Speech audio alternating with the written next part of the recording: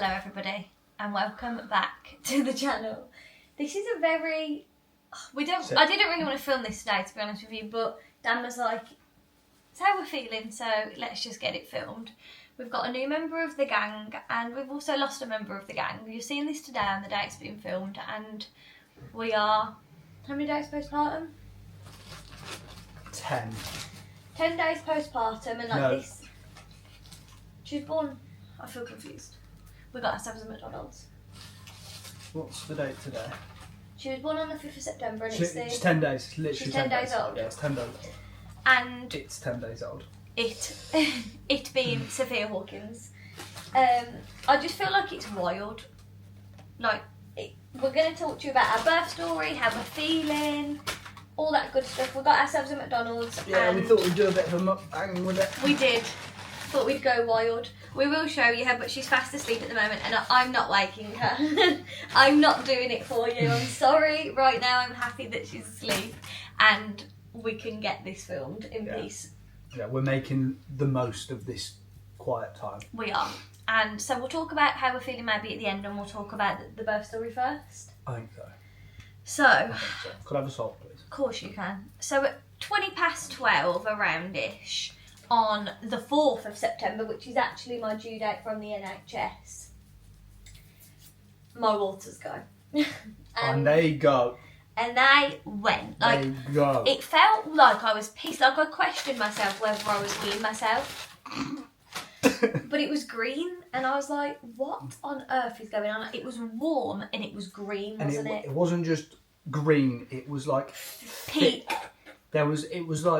It was like a dark, mushy peas, like consistency, some of it. And then, like, they described it as pea soup, the midwives. So there you go. There's your pea soup. So I ring the midwife, and I'm like, well, and I start having contractions literally straight away after, don't I? And I'm like trying to breathe through them, but they're getting like intense quickly, like. And to describe to you, like, at first I was like, no, I'm okay. Like, you can go to the gym. I planned to go to the gym. Yeah. At about 1 o'clock, I was going to go. Yeah. And these contractions just came out of absolutely nowhere. And you alright? Do you want to add how you feel? And within about an hour, they'd gone from maybe one every 2 minutes. They were coming they were coming every I don't know, but then I started timing them on the app, and it was like, you need to go to the hospital. Yeah, it got quick, like thick really and fast quick, didn't it? Yeah, it did. Yeah, it was bad. It was how quick it went. And then, so I rung the midwife-led centre because obviously that's what I wanted. And they were like, I think you need to come in because it's green. Like, your contractions sound quite like big, like, you know. So I was like, okay. So we made our way over to New Cross, and I'd say it started getting quite painful. Not halfway into the journey, because we'd just got McDonald's. Yeah. Like, I could not eat. I was not in one position to be eating, was I? I was running around with a bloody cheeseburger in my hand, like, me, what do I do? What do I do? Because I just kind of said to Dan, like, Dan, and he was like, yeah, and I was like, I think my waters have gone. I thought, oh God, what have I done wrong now? And I go up and I just see at the top of the stairs, fountain of shit just pouring out of me, and I was like, "Oh, it's happening!" Like, the panic set in. But I sat and straightened my hair, and I was like, "No, it's okay. Like, we've got this." Little did we know we did not have that.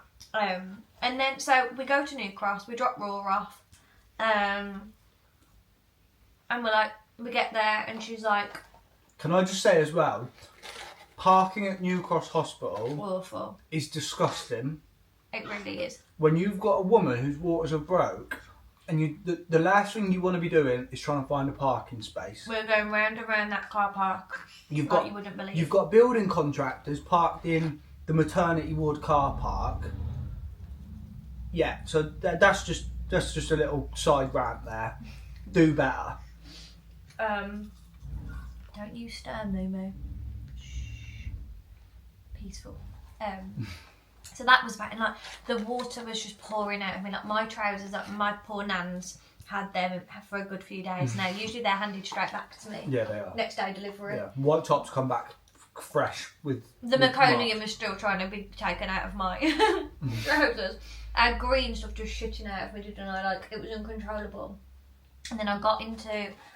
I did get a couple of clips, but I'll put that in a vlog that I'm kind of filming. Like, I'm filming a bit of like a sporadic first week at home, just bits and bobs when I feel like it.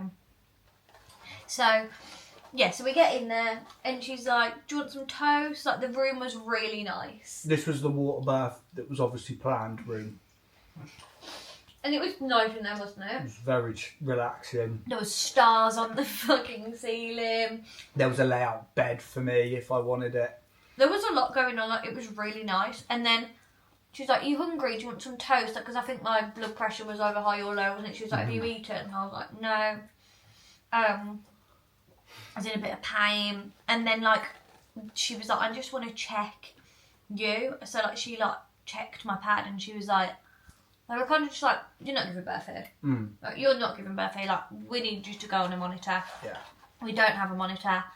Get to triage. And I was like, right. So we went up to triage. We'll come back to this midwife that was doing this at the end. Yeah. So this is at, like, we get to the hospital. Water's broke up 12:20. We're at the hospital for just after 1. Yeah. About half 1. Half 1ish. Half 1 2, I think it was. Yeah. Okay. So we're there, okay? And then just, like, as soon as I get into triage, I remember just thinking, like, I'm in so much pain here. Like, I feel, like, really in pain. And my contractions are really hurting me. So they put them on the monitor, and they were like, what happened then? Were they just kind of saying, like, the baby's either stressed or too mature for the womb? Is that what they said, the meconium? Because the meconium was bad. The doctor on the ward that came down to have a look at Mia, he seemed to think that the baby had... Because she was happy, the baby, she's there. She pooed in the womb because she was almost too mature for the womb. So basically she was ready, she was overdue to come out. So she'd start... Very prompt on her due date. So she pooed because she was like, right, I'm getting a bit fed up in it now. But then as soon as she'd pooed, she seemed really happy, like too content. Yeah. So this is what they were saying. They were like, as it went on, they were like, yeah, we really need to try and get her out now because she doesn't really want to come out. So it was like, she was very comfortable in there once she'd pooed, put it that way. Yeah, and like her monitoring was fine. It was my contractions that were the bit of the issue. Yeah, when you'd have a big contraction, it was only 2 or 3 times, but she really didn't like it. Her heart Rate went right down. So I was just hearing I've got a face to that. I just think, you little monkey bum. Yeah. So we stayed in triage for about till 11 o'clock. Was that what time we went up? So we were in triage hours, and like, so all they could offer was paracetamol or codeine, and I've had codeine before. We both have, and it sent us doolally. Yeah. Like, I had it when I was younger. I drove, but I can't even remember my journey home. Like, I was like off my tits basically, not on purpose. Like, I didn't even know. I got in the car and gone to the gym. Like, it was that bad. And then Dan had it for pain relief when he had really bad concussions from football. And I thought I'd killed him. Like, it was awful. Like, we do not... Like, codeine can make you a bit funny, can't it, basically? And they all said that. They were like, yeah, it can when you're a like, bit... it's normal. But I think, well, I've forgot an evening of my life because of codeine. Yeah, there's drugs out there that do less than what codeine does to us. I have no idea, but... Anyway, yeah. Yeah, anyway. So we were in triage, and it was just rubbish, wasn't it? Like, it was painful. My contractions were so bad, and they were like, we'll get you up there as soon as we can. There was a lady giving birth next to me, and it was just like rough. And so, side note to this, whilst this is going on, and we're sat in triage... And what time was that? Did you get the call? Because it was getting on, wasn't it? About 4? I made the phone call at 5 o'clock to our vets where Rolo was. And I just asked the question. I said, like, what? If you don't know, our dog's been really poorly, and it was kind of like a really sudden, what's the word, deterioration. Yeah, deteriorated like really quickly. And we had him in the hospital, and he was on a drip, and he was on all this stuff. He was having his bloods taken, he was having scans done for the pain. Because we just didn't know what was wrong with it. Because the first time we took him, they were like, I think it's like kidney failure. And we were like, what do you mean kidney failure? He's literally a year and 10 months old. Like, yeah. How has he got kidney failure? Has he eaten something? And then like we've kind of looked back over his life, his short life, and we've kind of worked out that he probably had it from the very start. Yeah, there was like little signs that like you wouldn't have picked up, like he just drunk a lot of water. He never really liked being picked up, and we just thought he was like a grumpy little dog, like that we. Because he did like being picked up, but then like when you'd pick him up, he'd like have a little growl and he'd like. And he'd tense up a little bit, and like we think it probably happened ever since he was probably never right. Like he's got one bollock, like he had one bollock, and he was a bit of a runt of a litter, bless him. But we didn't like. It was never anything enough for me to be like. Because as soon as they were poorly or anything, like, I'd take them straight to the vet. So I'd never leave any of my dogs in pain. We never would. We pay for insurance for the dogs. Like we've got everything in place to give them the best care that they can possibly have if the things ever happen to them. And like he deteriorated on the Sunday. It was like Saturday night. He had a cry, but Saturday night we took him out for a walk, and we were all running around the field. Mia wasn't obviously, but me and the boys were running around the park like headless chickens. Like nothing could have touched us apart from the crying in the night. But he'd also been on steroids for his ear infection, so we didn't know. Because we know, like we googled it, and we didn't know if he had sleep paralysis. Yeah, because dogs can get sleep paralysis. And we didn't know if the steroids had caused him to be a bit, in a deep sleep. And yeah, he was a deep sleeper anyway. Because he was fine around that. It was just the scream, and then like the Sunday, he was so unwell, like couldn't get up off the sofa. But we rung the emergency vets, and they said like he's going to need further tests. Like just hold on till tomorrow because it's going to be 350 quid just to see him, and just like for the consultation. They were like, if you can keep him rested till tomorrow, do that. That was the advice from the emergency vets, like at the hospital, and we were like, okay, because we would have took him. They obviously didn't want us to waste our time taking him there just to have to then take him to our actual vets the next day, where they would have done all the testing properly and they would have known his history and things like that. So they just said to us, if you feel comfortable and he looks like he's like, and we just monitored him, like he just slept. And we fed him. I went and got some chicken and gave him some rice, chicken, yogurt, and rice to try and get his energy levels up and like for because he wasn't really on his food. And he did have some, so it wasn't like we didn't move him off the sofa all day. Like he did have a wee. Yeah, and then on the Sunday night, so he like was just not right, and he was having that screaming pain, and then. So like I like jumped out of bed because I was like disorientated, and I fell out of bed, and I like landed and crunched my arm. At 40 weeks pregnant, so I couldn't move my arm, and like I was in so much pain, and he was like in pain. Everyone was so distressed the whole night, weren't they? I've got a dog screaming in pain, crying, and I can't help him. Rory's looking at like everybody like what the fuck's going on. Mia's arms can't bend it. Like it sent her dizzy. Like she almost passed out in pain. And I'm like, have you broken your arm? I don't know.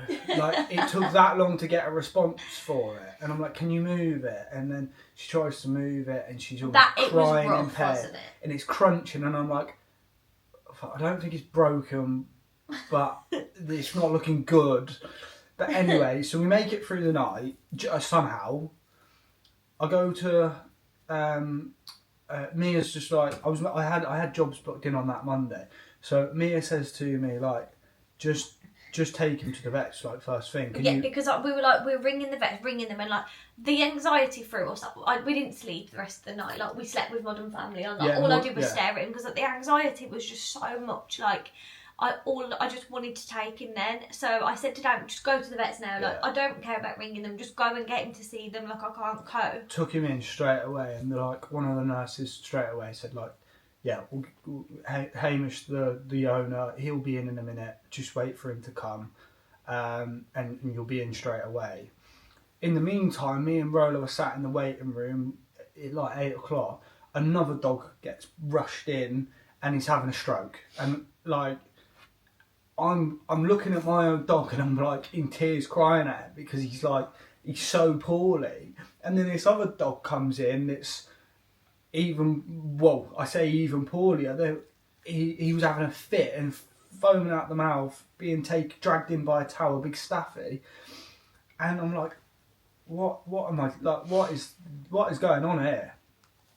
Anyway, Hamish comes, the vet, and If you know Hamish. If you know Hamish, our lovely vet, he comes in, takes some blood, and he says, right, wait in the waiting room, we'll get the tests back. It was about half an hour, wasn't it? Give me half hour, and then we'll have a look. So we sat in the waiting room, and like after half hour, he comes out and he's like, come on through to one of the consulting rooms, and he's like, his levels of his kidney are so high that the machine can't even measure what's going on inside there. We had no idea he was so poorly, because like he was walking, eating, drinking, like he was fine, like tapping us to stroke him. Saturday night he was absolutely fine. He was running with a tennis ball. And like just like that, he went from there down to like literally not being able to walk. And so I said to him, like, what's the process then? Like, and he said, well, first of all, we've got to see if we can get any sort of response from his from his kidney function, or whether we can get any at all. Obviously, dogs aren't the same as humans, so you can't have them on like dialysis forever. So, you know, if we can't get his kidney function working again, then we're obviously going to have to put him down. And like, I obviously just started crying straight away because I just thought, like, this just doesn't make sense. Like, how is this happening? He was fine Saturday night, and now he's not. And like, what has happened? Like, he's a shell of himself. In 2 weeks, we went to the vets 2 weeks ago for his ear infection. They weighed him then, and he was 7 kilograms 8 pounds, wasn't he? 7.85 kilograms. And now, like when they took his weight then, he'd lost almost a kilogram in weight. Like, how is that possible? He was just a shell of himself. So they said, we've got to treat this as a bit of an emergency now. Try and get him, see if we can get his kidney function going. So they took him on a drip, didn't they, all day? Yeah, we left him there on a drip. And then meanwhile, so like, this does tie into the labour story, because she was like going wild in my room, and like, if you've watched me for a while, you'll know that I've always said about reduced movements. Like, she's always been so quiet, and like she's just never really made a massive fuss, has she? And this Monday just seemed... She hadn't stopped moving, and I was really worried I'd put her in distress from falling. Because like, I tried, in my like conscious brain, I like tried to protect my bum, but that's how I landed on my elbow, but it still bounced off the floor a little bit. But like, I knew she was okay because she was moving. She was obviously just moving a lot. So me and Jodie went to triage on the Monday. Dan went to work after he left, because Rolo was there all day. You went to work for a couple of hours, didn't you? Mm-hmm. And they gave me a sweep, and she said, you're 1.5 centimetres dilated. So she was like, I've done a successful sweep. And I was like, okay, that's fine. And then like, so this was on the Monday. Yeah.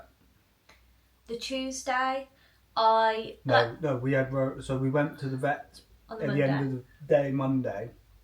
Yeah. After Rolo had a day of drip being done to his... And he still was like a shell. And he was still a shell of himself. And they said, you can take him home tonight, but we want him back in the morning, and we want to get him back on the drip. Which is what we did, didn't we? So we did that. But Monday night was one of the most stressful nights we've ever had. We just couldn't sleep. Like, the anxiety of him was just too much, because he just was so unwell. He couldn't jump off the bed. He couldn't jump onto the bed.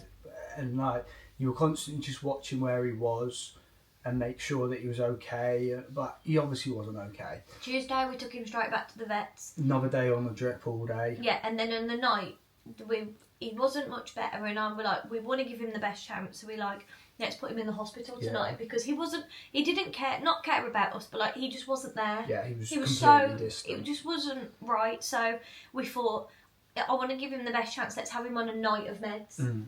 You know, we really wanted to see an improvement. So we put him in the hospital on Tuesday night because the anxiety, and like with me being so pregnant, it was too much, wasn't it? And like, we couldn't give him the care. We couldn't sleep properly. Being heavily pregnant, you know, you need as much sleep as you could get, and you were getting minimal anyway with not being able to sleep. So we put him in the hospital for the night. And he had a whole night of drip again. And then Wednesday we picked him up from the hospital. Took him back over to the vets. And we left him there. So then Wednesday...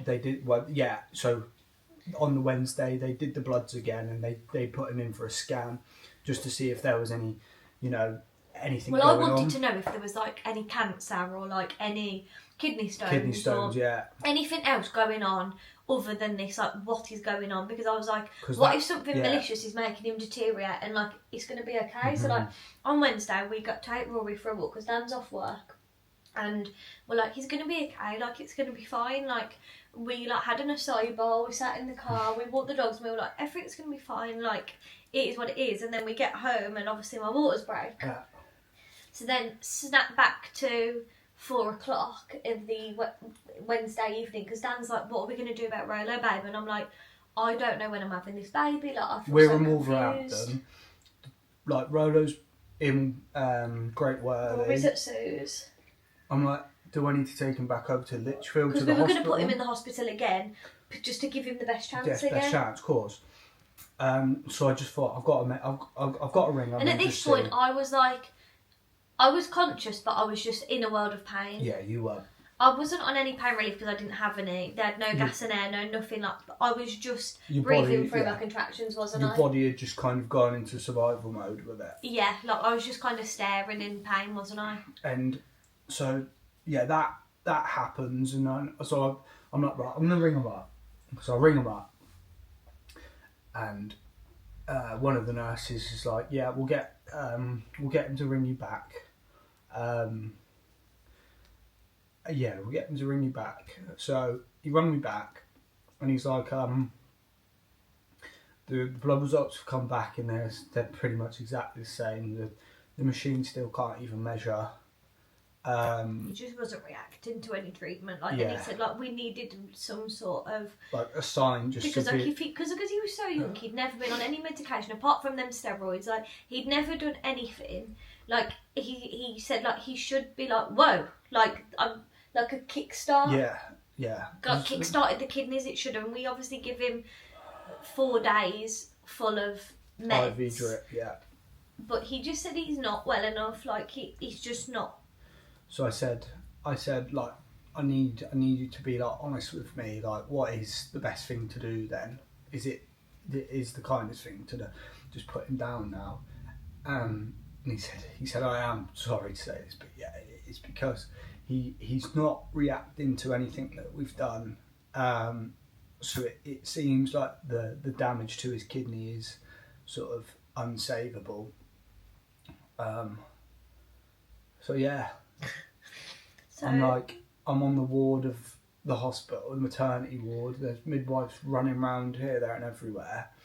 I'm in balls of tears, and then they like a couple of them come over to me, and they're obviously like absolutely like brilliant, giving me tissues and making sure I'm like okay if that's possible. And then I've got to make the decision to obviously get him put down without seeing him.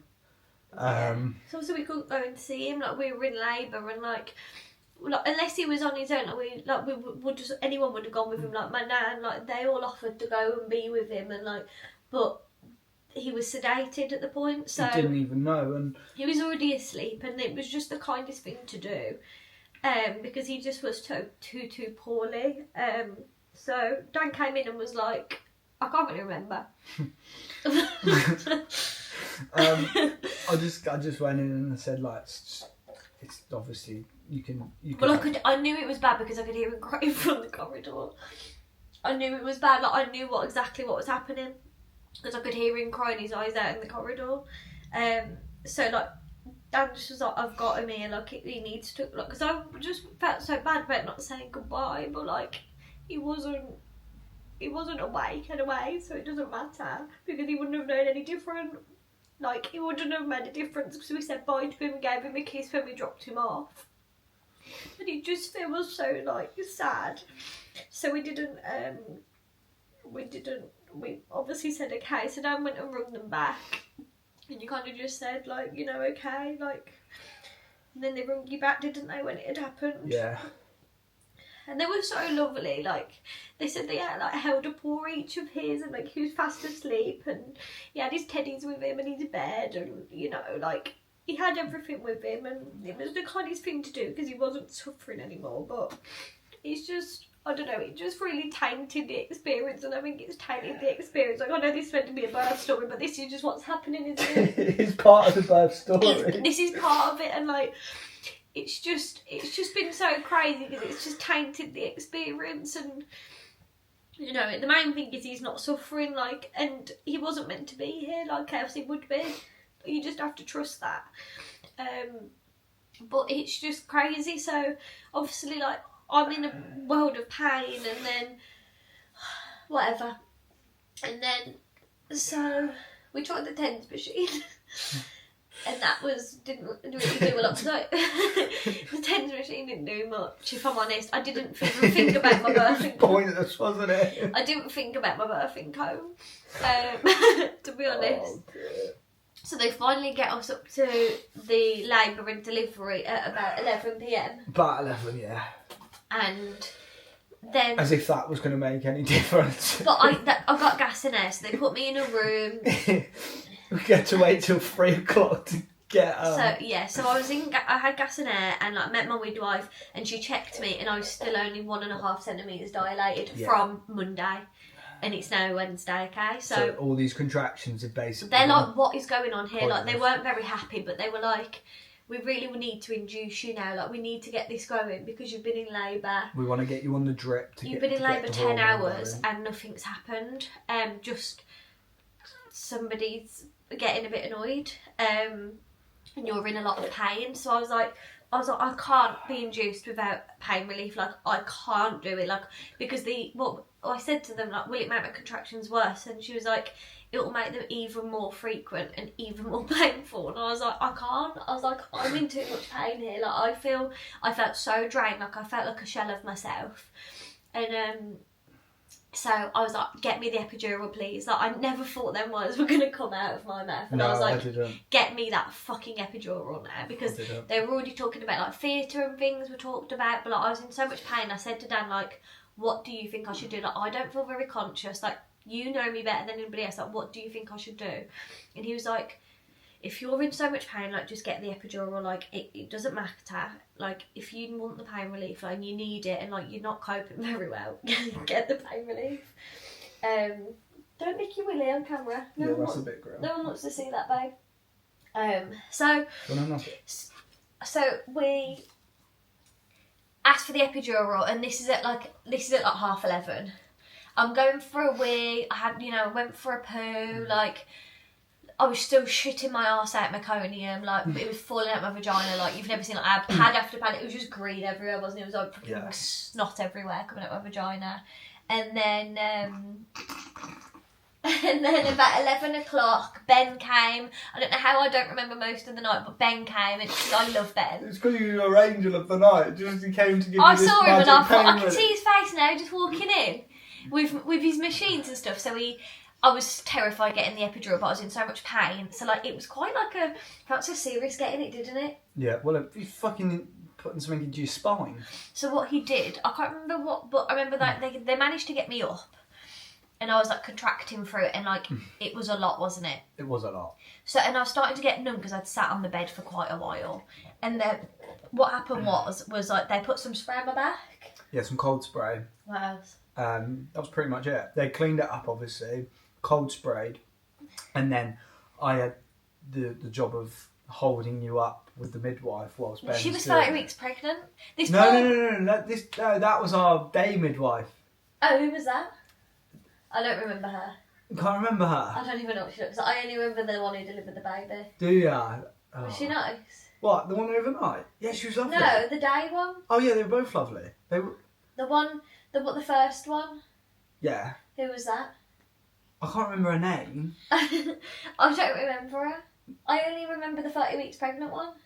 Right, well, she was the one that obviously Delivered me. delivered the, yeah, but the I don't first remember one, her. yeah, handed over at 8 o'clock in the morning. Was it a boy? Uh, What was her name? What don't you know? I can't remember. Was she nice? Really Did I nice. like her? Yeah, you loved her. You're holding her hand and everything. Was I? I have no idea. She was through a couple of the contractions. She obviously was with you, and yeah, you were getting stroked by her and stuff like that. Really? She was honestly, she was lovely. Can you remember? She was I think she was from Ghana, and she'd been in the country for a couple of years. Yeah, I do remember her a bit. But I can't remember what her name was. She'd done nursing over there. That's right. She was a nurse. She was a midwife over there for a couple of years, and then she moved over here. Yeah, and she was telling because we were talking. We were talking and she about. wanted 5 kids. Yes, that's it. And we were talking about because she was. Yeah, I do remember her now. Yeah. You've brought it back, and she was lovely. Yeah, she was lovely. And she was saying like, she was a bit nervous, and we were about naming the 5 children, weren't we? Mm-hmm. Okay, got it. So yeah, So yeah, me and her were holding you up whilst Ben was prodding you with whatever he was doing. when they took it out, I was mortified. Like must have been in my back. But for anyone worried about the pain of the epidural, nothing. Stab me with that injection any day. Oh, like I'm the saying catheter. I can't. Do not worry about it. Like obviously, Was it all right for you? It was fine for me. I'm glad you got through it. Okay? But just from my point of view on Mia, the pain relief that it gave it was almost instant. It was literally whether the instant relief was the placebo effect of it, but within 10 minutes I started to feel better. Yeah, and you were back round. But they give you like a test dose. Yeah. But he said I had a really good block, and I did because the amount of numbness I felt was ridiculous. You couldn't move your toes. I couldn't move my leg. I've never felt more uncomfortable in my life towards the end. But anyway.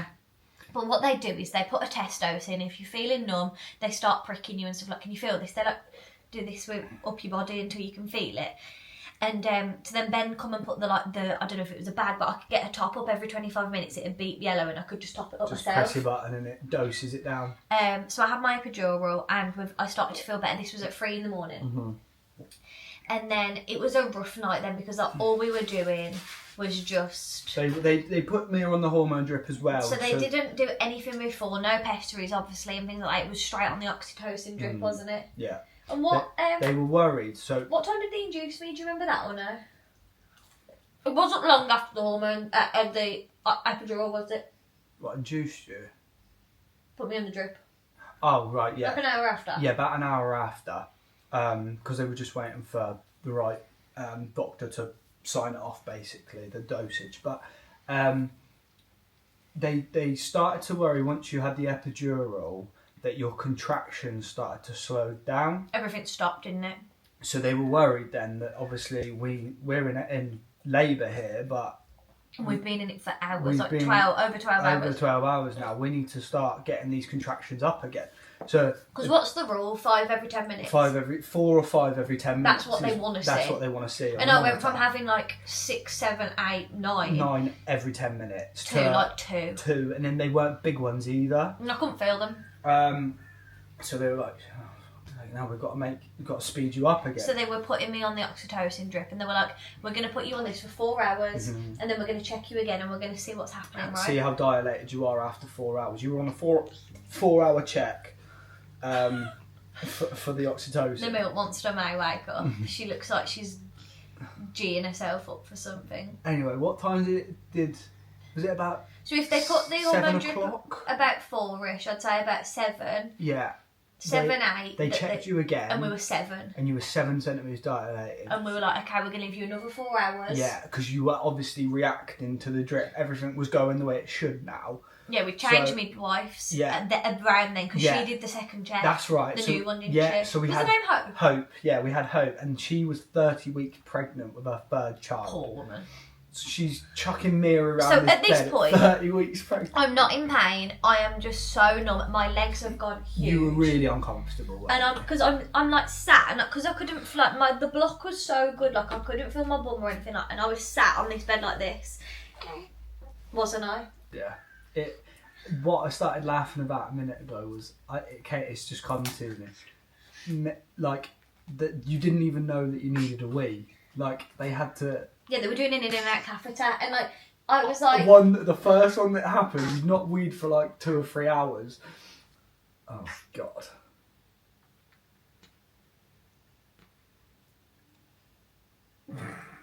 Someone's waking up. Oh, no. The first in and out catheter goes up, and she gets 2 buckets out of piss, and then just to add a little bit more, she just pushed this bladder in like above her, and it just comes spurting out again. It was just this leftover bit. It's okay. It was mad. But You're okay. Do you want to put your input in? You shall I tired? get a bottle? Yeah. Have we got one made up? Yeah. Of course. Super mum has. One on the side, yeah. Pardon? This one on the side. Yeah. Oh, I don't know if she wants to change it. I'll change her after. Shh. Hello. Oh, what? Are you sad? Are you bringing back all the memories? Is it? Snuffle pig. So yeah, Okay, so... got up to 10 o'clock, 8 o'clock. About 8 o'clock. She'd just come on shift, so probably like 8:30. Yeah. They did the handover, then she checked me. She said 7 centimetres, we're going to leave. Oh.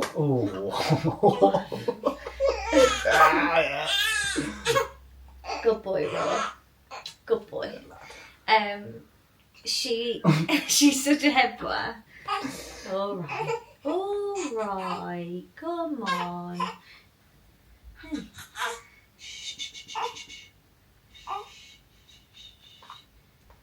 Alright? You okay? Can you get through this? Do you think you've got this in the bag? Yeah, I think I do. I'm going to cry though. We're talking about you, is that why? Were your ears ringing? Hey? You want to say hello? Sorry, no. The answer's no. Want your bottle? Yeah, you hungry? What's this? What's this? You hungry, milk monster? So we were checked. We were 7 centimetres. Yeah, at 8 o'clock. At 8 o'clock, and then we was just left again. I was getting more numb. Another 4 hours. Catheters every few hours, in and out. Topping up my epidural, and then we get to about... What time did she check me? About 11? About 11:30. And she was like, right, if you're not a 10 cent, can I just have a muslin? There's one in her bag. Did we bring the bag in? No, we didn't. There might be one in the little, nappy caddy. If not. Carry on talking. You are milk monster. And anyway, so they were like, okay, I'm going to do this check, and if you haven't moved on, we're going to need to discuss options. Like this, it's getting silly now, because obviously I've been in labour for quite a long time. Like, and I remember like just looking round, and Dan was like asleep in the window at one point. I was stood up, asleep in the window. I said to him, like, nothing's going to happen without you. Like, go for a walk, get a drink. Like, I couldn't eat or drink. Like, I hadn't eaten or drunk in hours, had I? Since my waters had broken, all I'd had was a Coke. Like, I had nothing. Yeah, you'd obviously had water, and they were... Dan was feeding me water, and I'd had a couple of isotonic drinks. Yeah. But I just was not eating or you drinking. weren't up for it, were you? And, like, the way the epidural and the tiredness made me feel and the pain... I was just not myself, was I? Like, I'd come back round every few hours to say, like, hi. But overall, I was unconscious, wasn't I? Yeah. And it was such a long time for Dan as well. Like, he just watched me. Well, I was like a shell, wasn't I? It was wild. So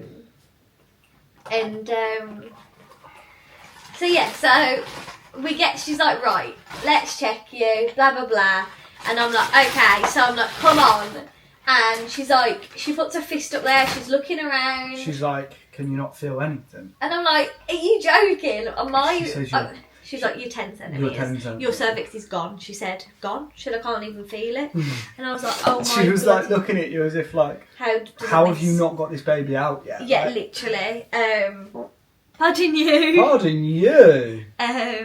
And so that was that. And she was like, right, we're going to do an hour of active pushing, try and lean off the epidural now. Yeah. And... As if that made a difference. I didn't press it once then, but I could not... I was still numb. The block was... mental. Done. Can you pass out? Milk monster.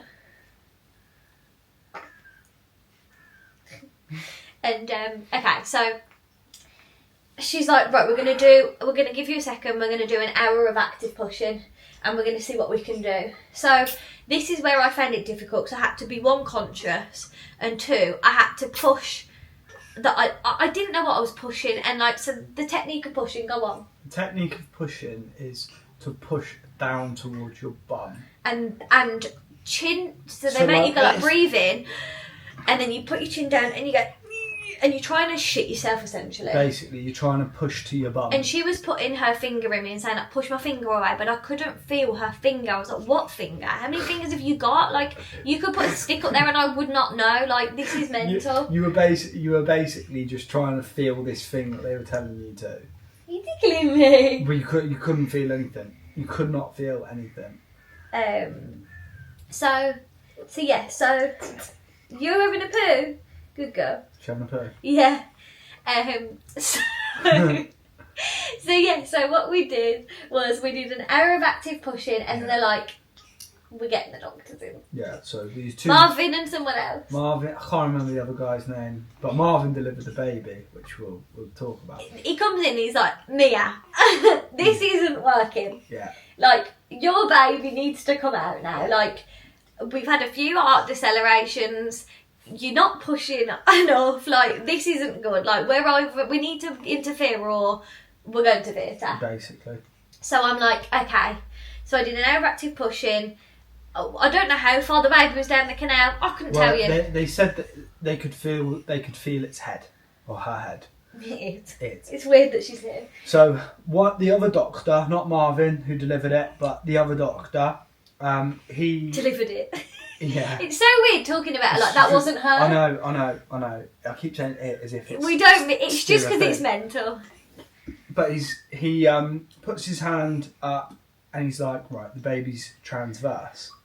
And which means what? She's turned? She's like turned. So like, would you say like she... Because obviously back to back means her back's pushing against my back. I think transverse Is she like a funny side? I think transverse is like, instead of her head being that, like coming out with the eyes. Pardon you? I'll give you a hiccup. So like so how would you say? So her eyes, you've got to look. Oh, sorry. Eyes, nose, mouth come out like that. I think her face was like this. Right. Eyes, nose. So she was mouth. just not right. So the head on the was side. I think right. so. So like her shoulders would have come out on the side. So we managed to spin her. Which I didn't feel. And get her back. Gosh, she lots of burps. Yeah. But then they were like, beautiful eyes. Oh, she's still not coming. So they were just getting panicked. They were like, when they thought she was transverse, they were like, we need to suction cup, like that, which I think that's the Von 2, so I'm not quite sure. But they were like, we need help now. Like, this isn't happening fast enough. We need to get this baby out. So he was like, it's either Von 2s or forceps, didn't he? So like, they chucked all this theatre stuff over me. Like, I couldn't see all these people came in. Like, there was all these tools, and like, I saw him get these big, like a grab machine, one of them. It was like big wire cutters, like silver, nasty stuff in this pack. And I said, what's that?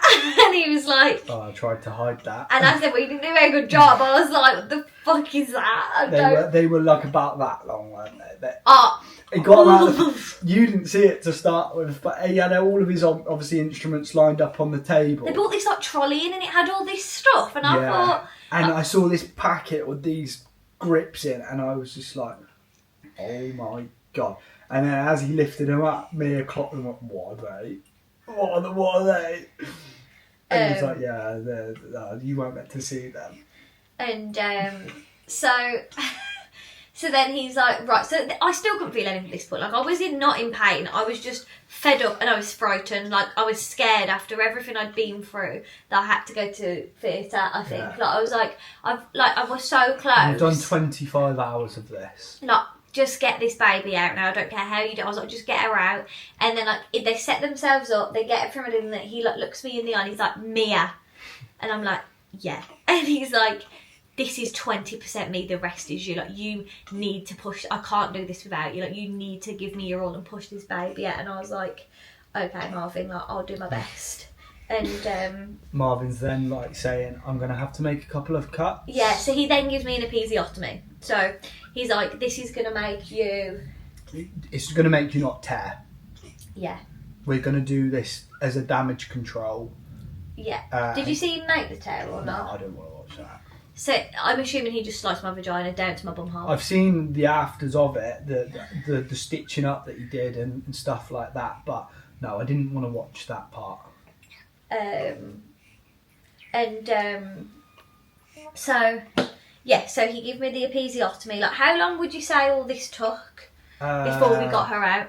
From about 12:30, no, but about 12:15 till about till she was born, about 1:15. And then obviously the making good afterwards of the stitching and stuff. So yeah, so I would say, so how many, I feel like it took 20 minutes since he made the cut. Yeah. And I feel like it was about 20 minutes and then she was out, wasn't it? And like, I did like a few big pushes, like, and it was like, so the head came out, which I didn't feel. And then they were like, the head's out, like, you need to give me, like, the biggest push. And they don't let you have a break. Like, you can't just, like, they don't like you to take a breath and, like, you know, give me a sec. It's Once like, the contractions again, because, like, you have to push through a contraction. Yeah, the contractions are up there, like... Because the contractions, I suppose, are pushing the baby down, so you need to work with them, right? That's right, yeah. And the muscles are all working. So, we did this big push, and the head's out, you know... And then I felt this, like, is the only way I can imagine it. Like, I felt this thing just come out of my vagina. Like, it was not painful, obviously, because the epidural, but I felt my whole body, like, like, it was like a suction. It was so weird. It was just, did you watch her get pulled out? Or not really? I watched a bit of it. Did you not? We not know where to look? Well, because so your legs were, like, up here. They were in stirrups, weren't they? Is that what they're called? Yeah, yeah, they look like stirrups. So your legs are up there. There's sheets of like surgical plastic. I couldn't see my vagina. I could just see his head. So like Mia's legs about both are there. The sheets are up to here. So like I was next to Mia here. Because he was screaming at me. He was like, push! He was like, breathe in and push. He was like, chin down, chin down. He's like, come on! He was screaming in my ear like... I am never like I'm about to win the Premier League. He was screaming away. He was like the football coach. Yeah. And like, it wasn't pissing me off, but I thought, I'm trying. It was really hard. So, yeah, I couldn't really see a lot. But then Marvin's like, oh, yeah, well, we've got her head. So stop pushing now. Let me just put whatever down or sort it out. And he's like, right, slowly push now, Mia. And that was obviously just... So then it went to this. That was the push then, Kate, wasn't it? It was just to guide the baby out then. And then they pulled this little there she is. psycho out. And I was like, oh my God, what? I was traumatised by this child. You were. Like, I was absolutely traumatised. I was like, what is that? Like, it was awful. Like, I was terrified of this baby. And she screamed. Yeah, she screamed. She had no breathing issues, this kid. Because they were worried about the meconium being in her lungs. She cleared it out then. She fucking cleared it right out. She screamed the whole place down for about an hour, didn't she? Yeah. She stopped while she was on me, but I didn't want her. Like, I was like, what the hell is this? Yeah, you really didn't know. And like the bruises on her, like, and while he was doing that, he stitched me back up. And he took ages stitching me back up, didn't he? Well, he had to wait for the bleeding to stop. And he wanted to see if it had clotted. So he did that, and then he he also my uterus, like, your uterus just isn't contracting. So he then had to make it contract for me. So he did it one hand in, one hand out, and this was like before the stitching. And I also couldn't push the placenta out, so they jabbed me for that. Which was wild as well, seeing that just on a big medical tray. It was like, it was massive. It was massive. You little baba. And so what happened then? So he stitched me up. It took a while. She was like being weighed, so we thought she was 7'7", but she was 7'14". We only found this out a few days ago because the Google calculator was wrong. Dan had her then, to be honest with you. Like, I did a little bit of skin to skin. Dan did a bit of skin to skin with her. They put her under the heater for a little bit and like put a nappy and stuff on her. Dan cut the umbilical cord, which I was in Lululand for. Oh, you passed out again? No. What else happened? So then we went, so that was finished, and then how long would you say, had the toast, classic tea and toast. The toast was incredible. It was like the best thing I've ever eaten. Was it good for you? Yeah. Did you have any? I had a little bit. The toast was unreal. And then after they come, what do they do then? And the ladies, there's quite a few people in and out, and there was a lot of people like in there while she was being delivered. There was a lot, wasn't there? There was like 7 or 8 people. And then like she was born at 1:15. I think we left that room. Obviously, was it at like 3, 4? Yeah, I think it was about 4. Because obviously they need that delivery room back, so they kind of, not that they're trying to get you out, but they want. They are, and that's okay because other people have got to deliver. And they said like it was such a busy night, because we heard screaming. Oh my God! We heard severe screaming. The thing that we kept getting told was these women have been brought in really quickly, so they've not had chance to have an epidural, so they're having to do the pregnancy without any pain relief other than gas and air. Which is wild. Which made Mia feel a little bit better because she was like, well, at least I've got I won't pain feel relief. it, yeah. Because the way they were screaming was mental. So then like they come round. They kind of just dressed did they dress the baby for us? Just in a big blanket. She was dressed. They wrapped her up in a blanket and a hat. Yeah. And then what happened? You okay? Yeah, we moved. And then they gave me a little bath. Yeah. Like they gave me some towels and stuff. Oh yeah, they did, didn't they? And then I had a Red Bull. And then I was starting to feel a little bit more conscious because the epidural was like wearing off, but I didn't have any pain while he stitched me up. No pain while he contracted my uterus. Like, because of the epidural, I had nothing. And then we got sent. I felt so emotional. They wheeled us down to the ward, and this was about like Dan said, about 4 o'clock, 5 o'clock latest. And I got to the ward and I was like, I knew what was happening because like they send your partners away. And I was like, I cannot stay here. Like, I felt terrified. Like, Dan was the only one really taking control of this baby at this point because I felt traumatised from the birth. Like, it felt like such a shell shock, her being out. And like, it was such a long labour and I felt so out of it. I was like, how am I going to care for it? What do I do? Like, I'm terrified. So like, we got there and I was so emotional, wasn't I? And I was like, the lady was like, what is wrong? And I was like, I don't want to be here without Dan. I was like, I can't. I was like, I'm really frightened. And she was like, let me see what I can do. And she managed to get us a side room so Dan could actually stay with me, which I was so grateful for. She was absolutely lovely, wasn't she? She was so lovely, and she helped. Like, she changed her nappy for us and was like, this is what you need to do with the umbilical cord. She also fed her for us and like checked her over. And then when you're in that ward, you get checked on every 3 hours, all through the night, all through the day. They check the baby and like they check if you just call the buzzer. So we were in that room and like we fell asleep watching Modern Family. Like, she was as quiet as a button. She was. She didn't move. And like they say that on the first night, they're so quiet because they're in trauma. Like they're in shock too. So she barely moved. We fed her and that was it. That was it. It was changed wild. their nappy a couple of times, and that was pretty much And then I woke up in the night and I called because I was like getting in pain now. Like I felt uncomfortable. Like the pain relief was wearing off. I asked for some paracetamol, and like because I could start to feel like a bit of a burning pain, that I was bleeding quite a lot. Like so, like straight after birth, like you bleed quite a bit. And like, I was in a nappy, and like I didn't even realise how much blood was on me until I watched a couple of clips back. yeah, you were covered in it. I was covered in blood, and also the lady. Well, just to swap back a second, the lady dropped my blood from birth, didn't she? And it had like God knows what in it, and it was brutal, wasn't it? It was brutal. It was absolutely brutal. So we were in there, and like, every 3 hours, and like, I called the buzzer for some paracetamol, and other than that, I called the buzzer because I got up in the middle of the night. I was like wobbling around because I could barely walk, and I saw that she had fluid by her head, and I thought, she's like bleeding out the brain. Like, I had no idea what was happening. You okay? Do you want this pillow for her? I think it's, I don't know if she's like, because she's pooing or needs a poo. And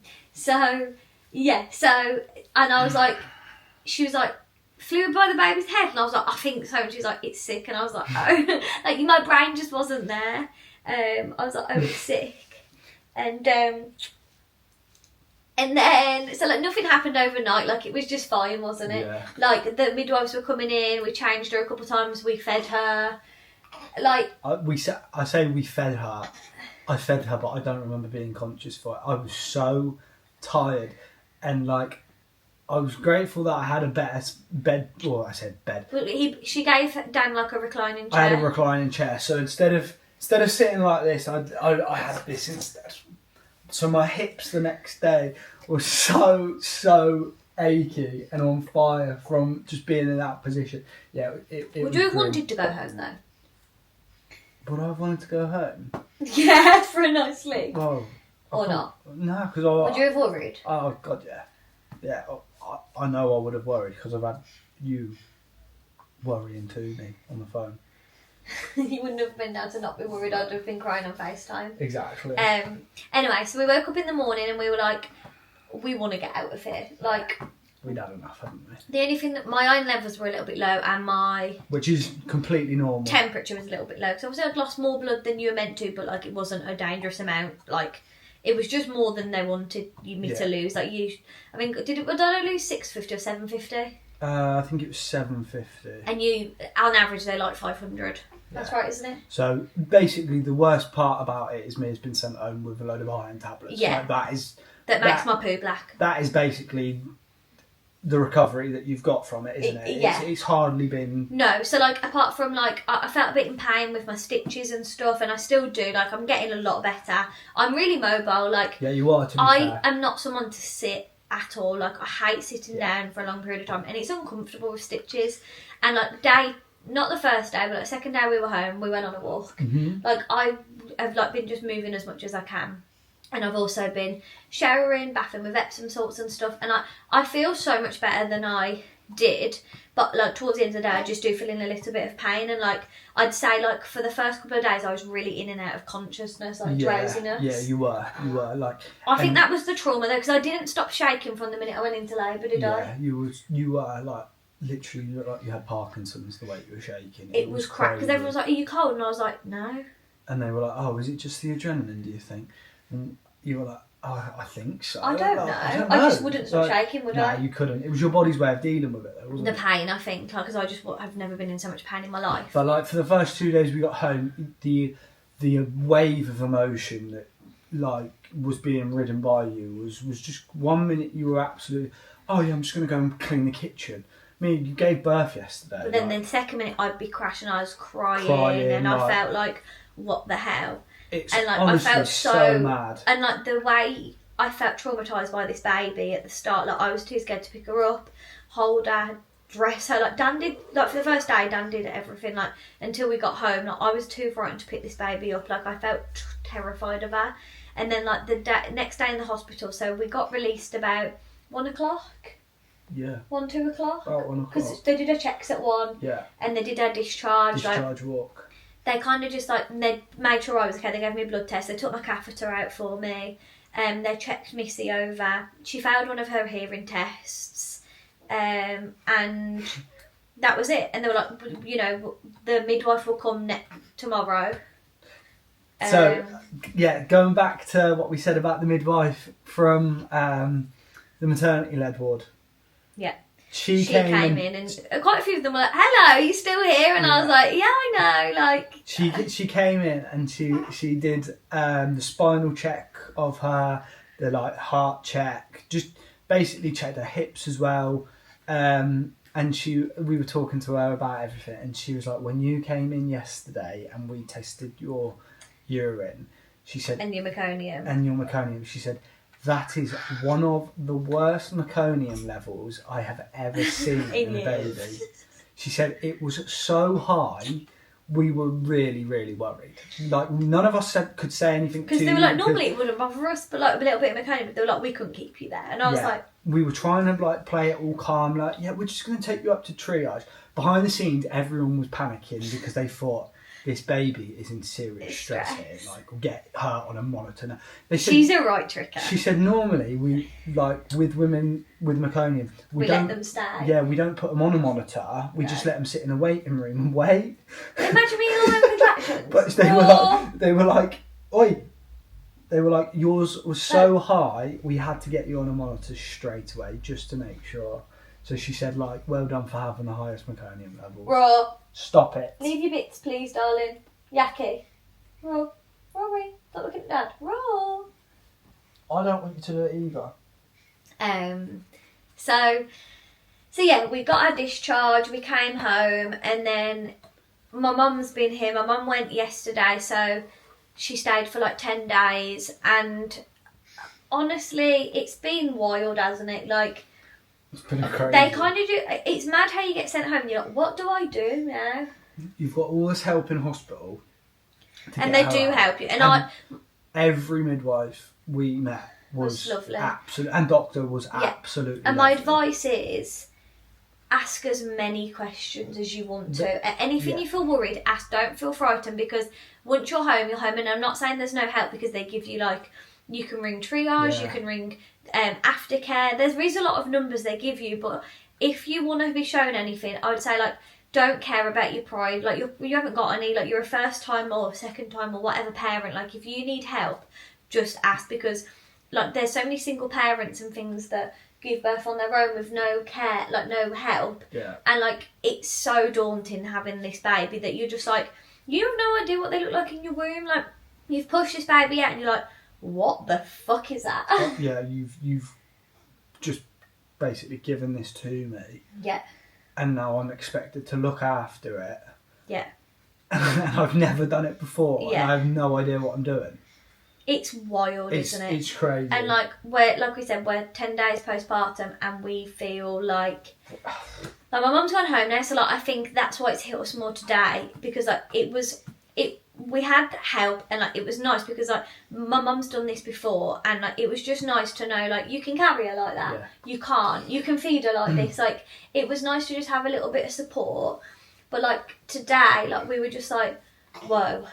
We've obviously lost our little doggy too, and these babies give you nothing. Nothing. They just need constant care, especially because they're so young. They need feeding on rotation. They need to sleep. They need nappy changes. They need love. They can't self-soothe. They don't know the difference between night and day. When they kick off, they kick off. And it's quite overwhelming. The nighttime screams. The anxiety you get before nighttime. This is just our personal experience. Yeah. Because the baby doesn't know it's nighttime, and it's why are you trying to put me back to sleep? Because she doesn't know. They don't have the hormone that releases it, apparently. Yeah. I'm not sure when they get it. They're nocturnal, aren't they, babies, to start with? And it's just crazy. It's so hard to feel not attached to the baby, because I feel I love and care about her with my heart. I want to protect her from anything in this world, but I also feel I'm what the hell? It's all very complicated. There's so many emotions going on. I've been told that this is my little girl.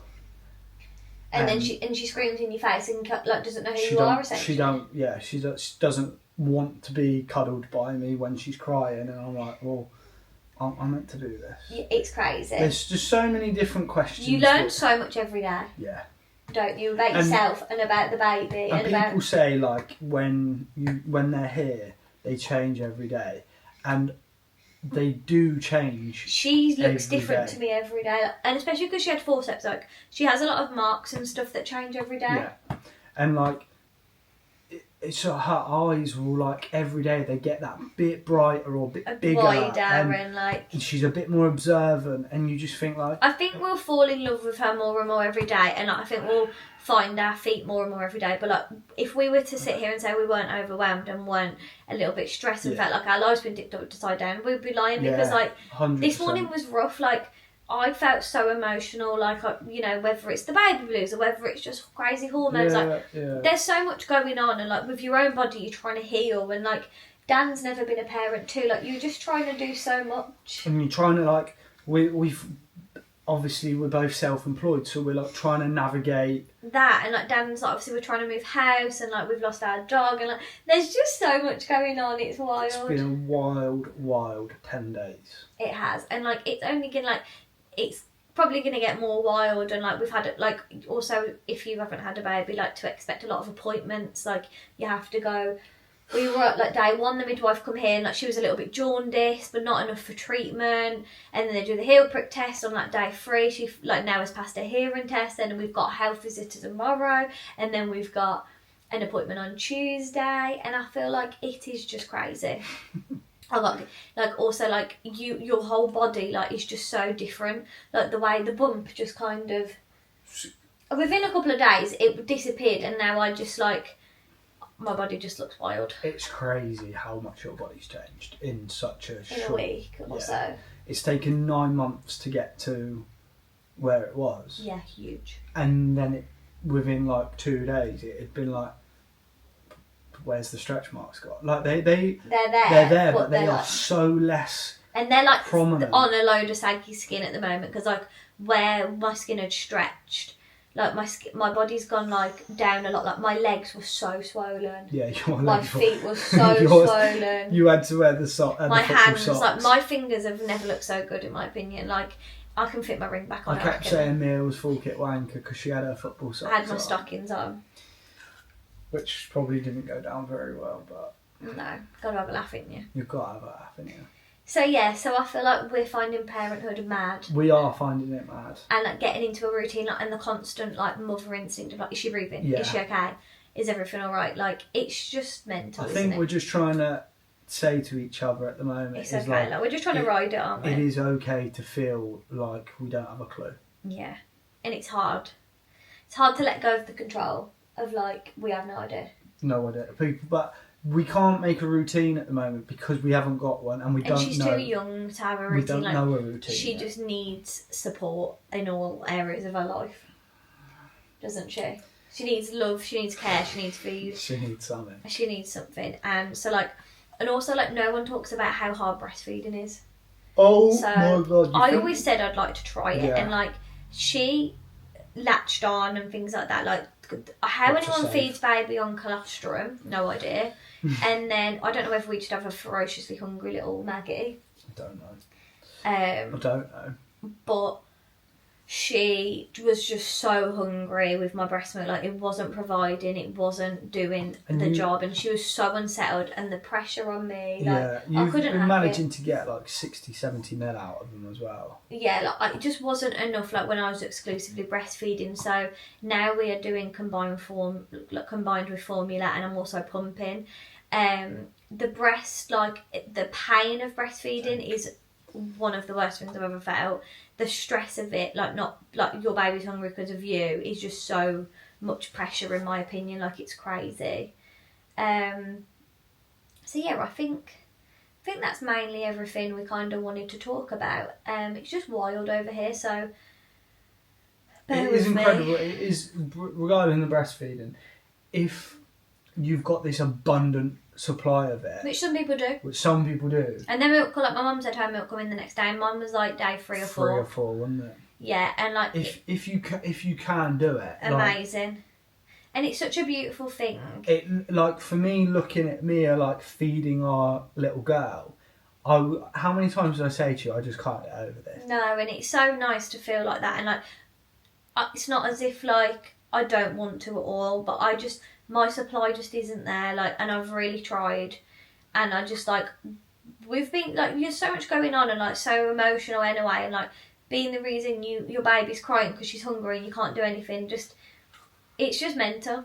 Yeah, she would like a couple of times she worked herself into such a state. It was like screaming. She was so angry, and I feel like seeing the change in her. Definitely, Right, I think it was like day 2, 3 or 4 when we formula fed her. No, when you were still like trying to breastfeed her and like only going down that route.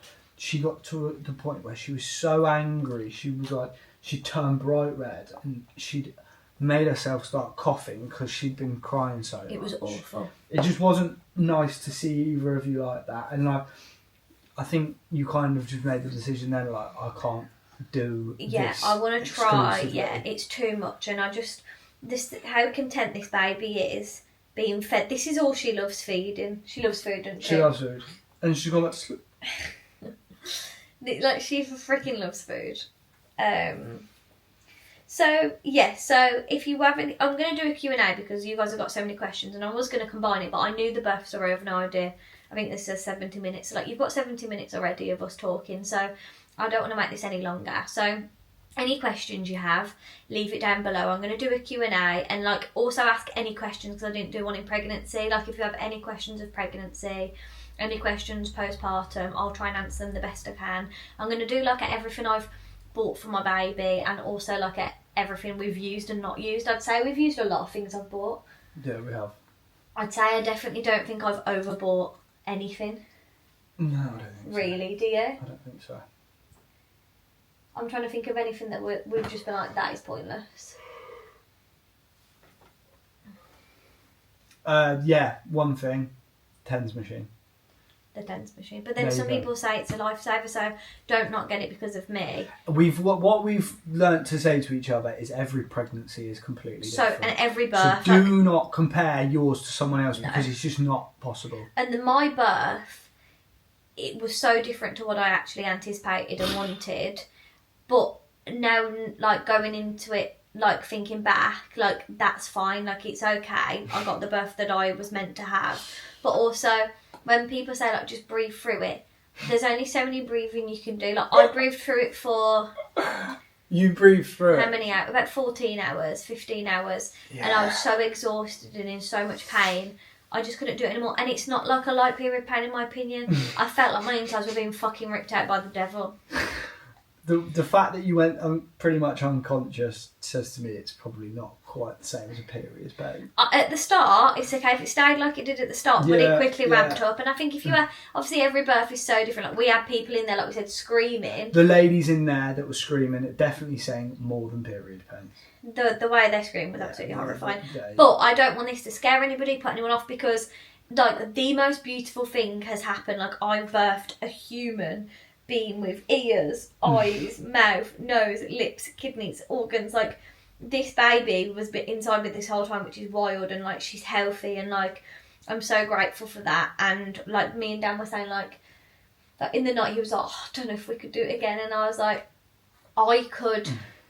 Give me a break, but I think to get what like has been given, I probably would do it again, like despite the trauma. So, you know, I'll keep you updated on the answer, but it's just wild. It is wild. But I know you guys have been wanting to meet her, so this is little Sophia Hawkins. We don't have a middle name. She's just Sophia Hawkins, and she 7'14". She's now about 7'10", and she's just, we call her Miss Muffet. She's just ordering her way through the house, isn't she? Servants 1 and 2. 7'3's gone home. Ordering by not saying anything. Order by shouting and pointing while she's asleep. Yeah. You're next. There's a couple of times where I've caught up plotting things. Dan thinks she's like this mischievous, really clever child that like plots things like, to like get I've her. seen her like when she's been asleep and she's like this, and like Mia will be like, yeah, you need to go and get that for her. And then I'll just see her go. As if like, you will, Dad. You will. I can see her being the boss of the house under me. Mm. Yeah. I think you are Rory are right at the bottom of the I ranks. think work's about to get like twice as busy now. I don't think it is. I think it is. I'm going to start taking charge of your working now, I think. And I'm going to be cancelling jobs on my behalf. I don't think you will. You're not leaving me to drown. Drown, baby. So that's not very nice. Not supporting your girlfriend postpartum's not very kind. Not something you should be promoting, is it, Sophia? So yeah, did any of you guess the name? And yeah, she's beautiful. She's so cute. She's my double. She is a No, I'm only joking. But everyone says she's like the blue-eyed version of me. There's a photo of me as a baby, and they are identical. I did put it on my story if you follow me. Like, she literally looks like when I was like 11 hours old. She looks like my absolute twin. Like, everyone who said he's like, she's you. But she's just the blue-eyed version. We don't know what colour her eyes will go in the minute. They're like a gorgeous ocean blue, aren't they? He's watching Arsenal. Outstanding. Aren't they? What? Her eyes. Yeah, they are. Like a beautiful blue. They are blue. So yeah, we're just navigating life over here. I'll get videos up as soon as I can.